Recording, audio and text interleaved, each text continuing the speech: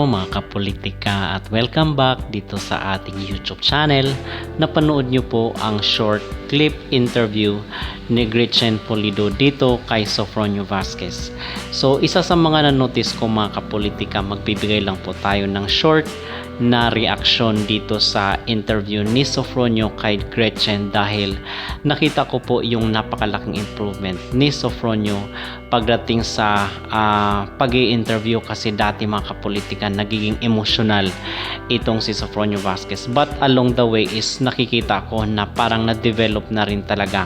At base nga dito sa kanilang conversation ay masasabi ko na pwede rin po pala itong si Sofronio Vasquez na ipasok sa hosting. Okay, kasi nakikita ko na parang meron siyang talent doon or skills.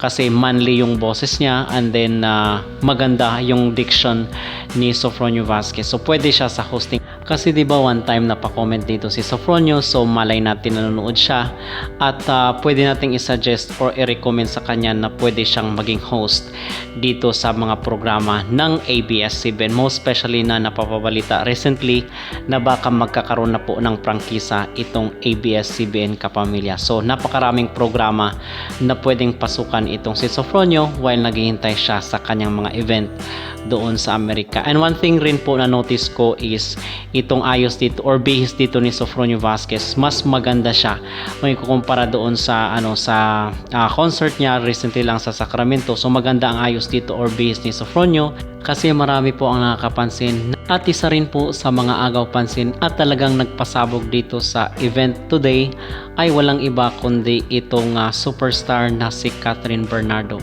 Talagang marami ang humanga sa kanya mga kapolitika dahil glowing na glowing po itong si Kathryn Bernardo dito sa event sa Kapamilya Ball 2025. Okay?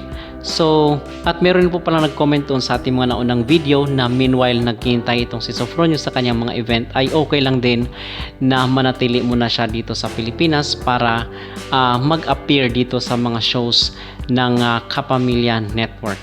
Ano ang inyong mag-reaksyon mga kapolitika? Kayo po ba ay agree na bagay rin po kay Sofronio ang magiging host? Mag-comment down below at huwag kalimutang mag-like at mag-subscribe na rin kayo para updated kayo sa ating mga latest issue.